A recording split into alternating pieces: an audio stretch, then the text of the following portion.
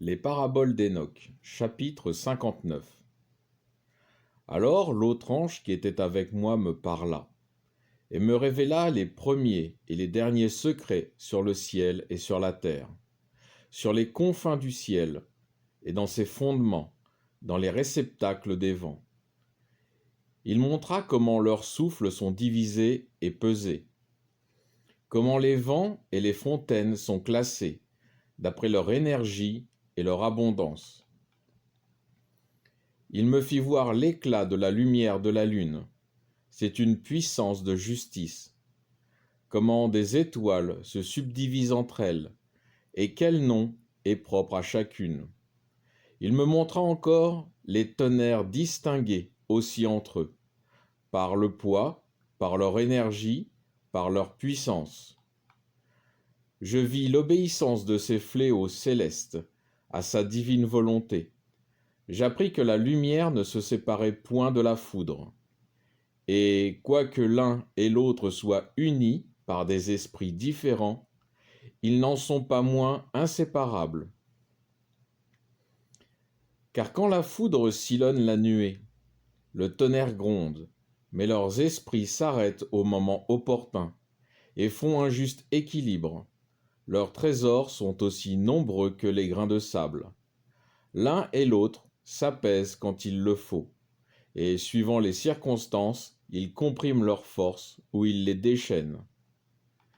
Également l'esprit de la mer est puissant et fort, et de même qu'une puissance prodigieuse la retire en arrière avec bride, de même elle est chassée en avant et dispersée contre les montagnes. L'esprit des frimas, c'est son ange. L'esprit de la grêle est un bon ange, ainsi que l'esprit de la neige, à cause de sa force. Et il y a en elle principalement un esprit qui en fait élever comme de la fumée, et son nom est fraîcheur. L'esprit des nuages n'habite point avec ceux dont je viens de parler, mais il y a sa demeure particulière. Sa marche s'opère dans la splendeur. Dans la lumière et dans les ténèbres, dans l'hiver et dans l'été, son séjour est splendide, et son ange est toujours lumineux. L'esprit de la rosée fait sa demeure sur les confins même des cieux. Son séjour est voisin de celui de la pluie. Son empire s'exerce pendant l'hiver, pendant l'été. Quant aux nuages, voici leur origine. Une première nuée est produite, elle s'en adjoint plusieurs autres. Bientôt, elles s'amoncellent portant la pluie dans leurs humides flancs. Alors l'ange apparaît, il ouvre les trésors supérieurs, et la pluie est ainsi créée. Même chose arrive quand la pluie se répand sur la face de la terre, qu'elle va se réunir à toutes les eaux qui coulent dans son sein, après l'avoir fécondée, car les eaux sont la nourriture de la terre, telle est la volonté du Très-Haut. Voilà pourquoi il y a des limites à la pluie, et les anges qui y procèdent la répartissent avec une juste mesure. Je vis toutes ces merveilles aussi bien que le jardin des justes. Chapitre 60. Dans ces jours, je vis des anges qui tenaient de longues cordes, et qui, portés sur leurs ailes légères, volaient vers le septentrion. Et je demandai à l'ange pourquoi il avait en main ces longues cordes, et pourquoi il s'était envolé. Il me répondit, ils sont allés mesurer. L'ange qui était avec moi me dit encore, ce sont les mesures des justes. Ils apporteront les cordes des justes, afin qu'ils s'appuient sur le nom du Seigneur des esprits à jamais. Les élus commenceront à habiter avec l'élu. Voilà les mesures qui seront données à la foi, et qui confirmeront la parole de la justice. Ces mesures révéleront tous les secrets dans les profondeurs de la terre. Et il y arrivera que ceux qui ont péri dans le désert, qui ont été dévorés par les poissons de la mer ou par les bêtes sauvages reviendront pleins d'espérance dans le jour de l'élu. Car personne ne périra en la présence du Seigneur des esprits. Personne ne peut périr. Et tous ceux qui étaient dans le ciel ont reçu l'empire et la jouissance, la gloire et la splendeur. Ils loueront par leur voix l'élu de Dieu, et ils l'exalteront et le loueront avec sagesse, et ils feront voir leur sagesse dans la parole et dans l'esprit de la vie. Alors le Seigneur des esprits plaça son élu sur le trône de sa gloire, pour qu'il juge toutes les œuvres des saints, du haut des cieux, et pèse leur action dans la balance de la justice. Et quand il élèvera sa face pour discerner les voies secrètes qu'ils ont suivies, confiants dans le nom du Seigneur des esprits, et leur progrès dans les sentiers de la justice. Tous réuniront leur voix, le béniront, le loueront, l'exalteront, le célébreront au nom du Seigneur des esprits.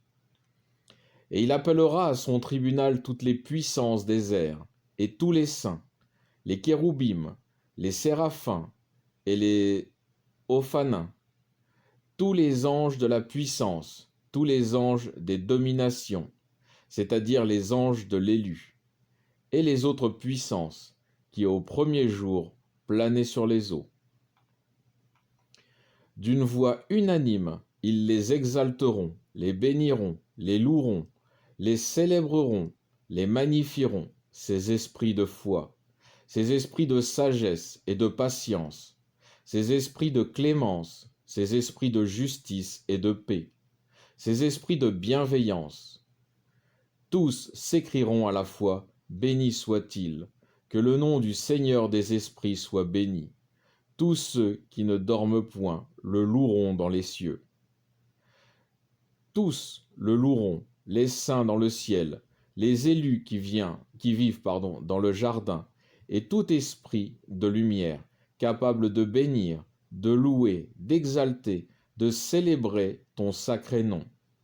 Toute chair, toute puissance louera et célébrera ton nom dans des siècles des siècles. Car la miséricorde du Seigneur des esprits est grande, grande est sa patience, et il a révélé ses œuvres, sa puissance, et tout ce qu'il est aux saints et aux élus, au nom du Seigneur des esprits. Chapitre 61. Le Seigneur a commandé aux rois, aux princes, aux puissants, à tous ceux qui habitent sur la terre, en disant : ouvrez les yeux, levez au ciel vos fronts, et essayez de comprendre l'élu. Et le Seigneur des esprits siégeait sur son trône de gloire, et l'esprit de justice étant répandu autour de lui. Le verbe de sa bouche exterminera tous les pécheurs et tous les impies. Aucun d'eux ne subsistera devant lui. Dans ce jour, les rois, les princes, les puissants et ceux qui possèdent la terre se lèveront, verront et comprendront. Ils le verront assis sur son trône de gloire, et devant lui les saints qu'il jugera dans sa justice. Et rien de ce qui sera dit devant lui ne sera vain. Alors le trouble les saisira, ils seront semblables à une femme surprise par les douleurs de l'enfantement, dont le travail est pénible, dont la délivrance est difficile. Ils se regarderont les uns les autres, et dans leur stupeur, ils baisseront le visage. Et ils seront frappés d'effroi quand ils verront le Fils de l'homme assis sur son trône de gloire. Alors les rois, les princes et tous ceux qui possèdent la terre célébreront celui qui les gouverne tous, celui qui était caché, car depuis le commencement, le Fils de l'homme était caché. Très-Haut, le Très-Haut le retenait en présence de sa puissance et ne le révélait qu'aux élus. C'est lui qui a rassemblé les saints et les élus. Aussi, tous les élus seront-ils devant lui en ce jour. Tous les rois, les princes, les puissants et ceux qui gouvernent sur la terre se prosterneront devant lui et l'adoreront. Ils mettront leur espérance dans le Fils de l'homme Ils lui adresseront leurs prières et invoqueront sa miséricorde. Alors le Seigneur des esprits se hâtera de les chasser de sa présence. Leurs visages seront alors pleins de confusion et se couvriront de ténèbres épaisses. Puis les anges des châtiments célestes les saisiront, et la vengeance de Dieu s'appesantira sur eux qui ont persécuté ses enfants et ses saints. Exemple terrible pour les saints et pour les élus, qui se réjouiront de cette justice infinie, car la colère du Seigneur des esprits persévérera sur eux. Alors le glaive du Seigneur des esprits se rassasiera du sang des méchants. Mais les saints et les élus seront sauvés dans ce jour, et n'auront plus devant les yeux le spectacle des méchants et des impies. Le Seigneur des esprits planera seul désormais sur eux, et ils habiteront avec le Fils de l'homme, ils mangeront, ils dormiront, ils se lèveront avec lui dans les siècles des siècles. Les saints et les élus s'élèveront de la terre, ils cesseront de baisser les yeux en signe de dépendance et d'humilité. Ils seront revêtus d'un vêtement de vie. Ce vêtement de vie leur est commun avec le Seigneur des esprits. En sa présence, votre vêtement ne vieillira point, et votre gloire n'aura point de déclin. Alors je vais faire une conclusion de ces chapitres. Au chapitre 59, Enoch nous fait connaître les différents esprits qui habitent les éléments naturels et comment ils fonctionnent.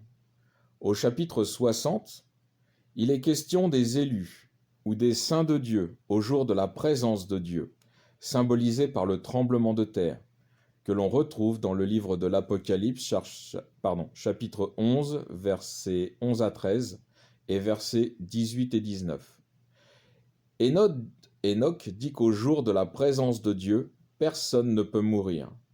Il confirme ainsi les paroles de Jésus dans le livre de Matthieu, chapitre 22, versets 29 à 31, où Jésus répond aux Sadducéens que Dieu est le Dieu des vivants et non des morts.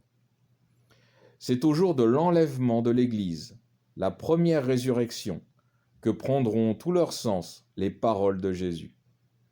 Tous les justes morts, corps physique, depuis Abel, se relèveront corps spirituel auprès de Dieu. Jésus l'a dit, et Enoch le confirme. Aucune âme des justes n'est oubliée ou ne peut périr définitivement devant Dieu. Après cela, Enoch voit de grandes réjouissances dans les sphères célestes. Au chapitre 61, Enoch voit la chute des rois de la terre, l'Antichrist.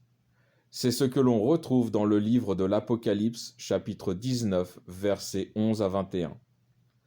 Puis l'humanité, enfin libérée de l'oppression et de la tyrannie des maîtres du monde, se réjouira sous les bénédictions du royaume de Dieu, en portant eux-mêmes les fruits de l'Esprit de Dieu, comme l'amour, la paix, la bonté, etc., que l'on trouve dans le livre des Galates, chapitre 5, versets 22 à 23, et de 2 Pierre, chapitre 2, versets 3 à 11. Il aura fallu de terribles souffrances à l'humanité pour s'apercevoir que le bonheur de l'être humain n'est pas sous la direction de Satan, mais de Dieu. Et pourtant, malgré ces siècles de bien-être sous les bénédictions du royaume de Dieu, le cœur de l'homme va de nouveau être perverti. Fin de cette conclusion.